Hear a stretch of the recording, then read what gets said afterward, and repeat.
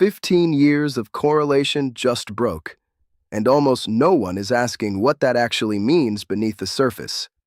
Tech is weakening, bonds are reacting, but the index is still holding together. That tension is the real signal, because markets do not crack when headlines shift. They crack when funding mechanics shift. In our strategy, we track structure first: liquidity, credit spreads, capital allocation behavior. Narratives come second. Right now, we are watching something important. Buybacks are fading. Capex is accelerating. Free cash flow is compressing in parts of big tech.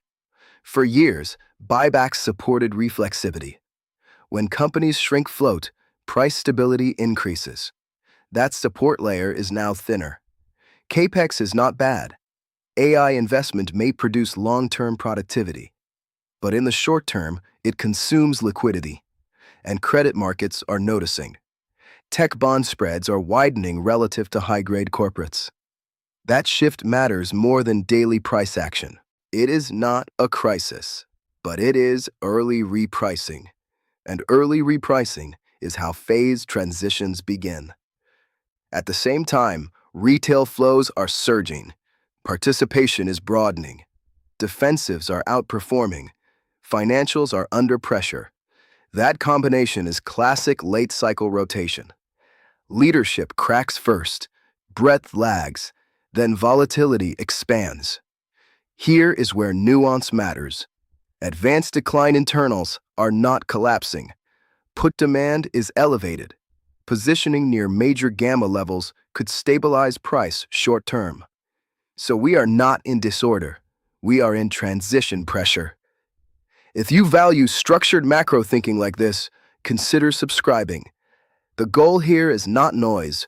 It is helping you recognize regime shifts before they become obvious. That way, you are making decisions with context instead of reaction. Now let's map the phase.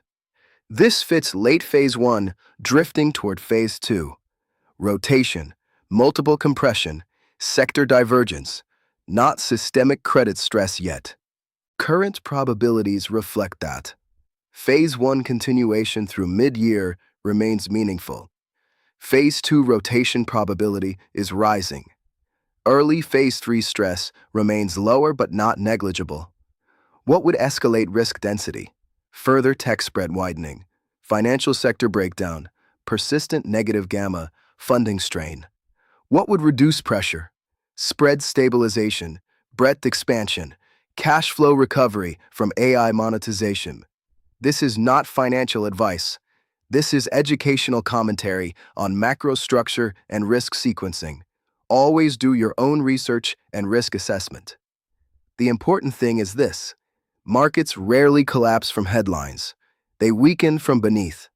Credit leads, liquidity follows, equities react last. Right now, the system is shifting, not snapping, shifting. We do not need to predict collapse.